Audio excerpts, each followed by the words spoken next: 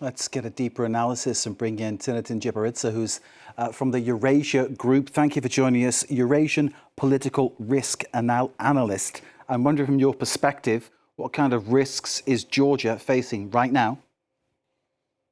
Mark, it's good to be with you. Unfortunately, not very good to be talking about such a worrying picture that we are seeing right now in Tbilisi and also within the broader region. Obviously, it's clear that Georgia is trying to decide for itself, if its leadership will not help it, how it can proceed towards its European goals and the European family that it deems itself to be a rightful part of. It's an incredibly tense time in Tbilisi right now. There is an air of uncertainty, but on the other hand, we're seeing a lot of anger.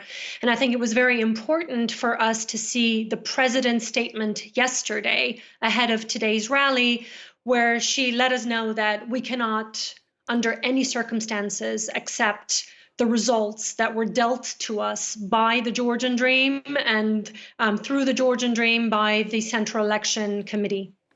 The issue, I suppose, is where's the proof that this election is corrupt? I mean, clearly, Zourabichvili has a perspective and an analysis. You regard the situation very closely too. You have an eye on what happens across the board there. But nonetheless, there is an election committee which is bringing a result of 54% for the Georgian Dream party. I'm just putting those facts out there. Try to give us how we should interpret the fact there has been some kind of corrupting of the vote.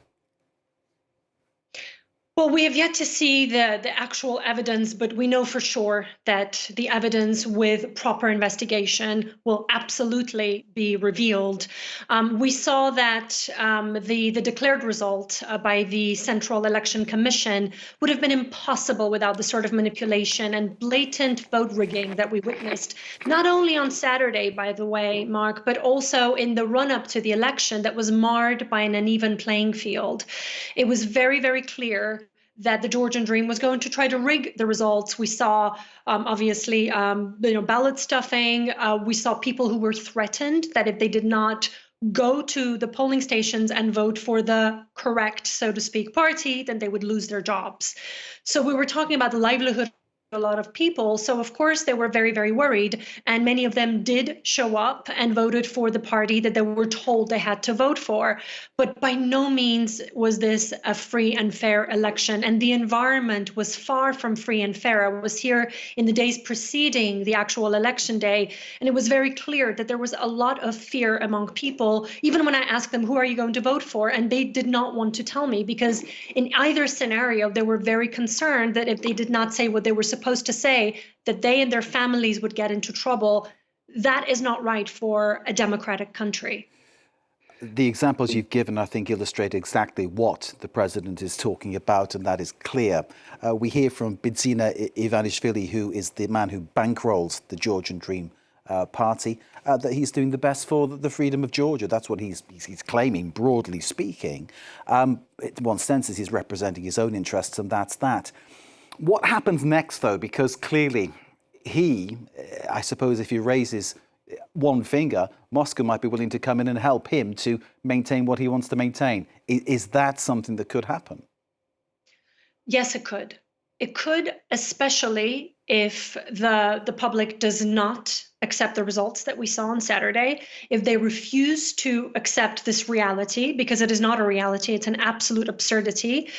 And if there is a push for new elections, then either the Georgian Dream will try to repeat their scenario, something that they've been doing for a very long time. This is not the first time, unfortunately, that the Georgian Dream has stolen the elections, but maybe not at this scale before.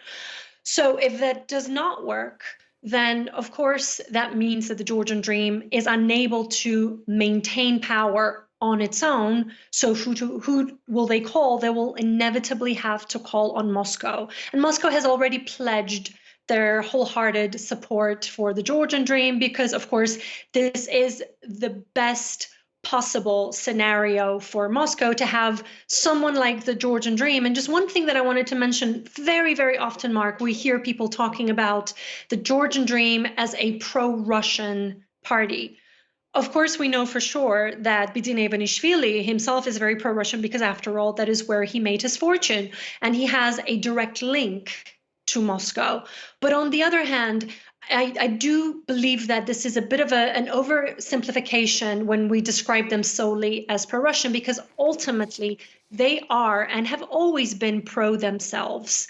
If they can stay in power with Russia's support, of course there will be pro-Russian.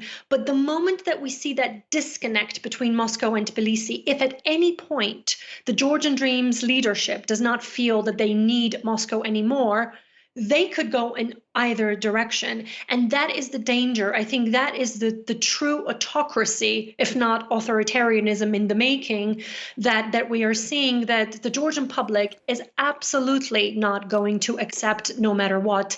They will not be rolling over and accepting defeat. This is not something that the Georgians can afford at the moment, or ever, really.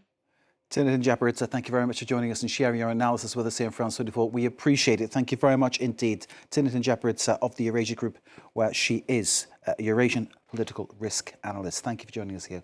We appreciate your time. We, of course, are watching for all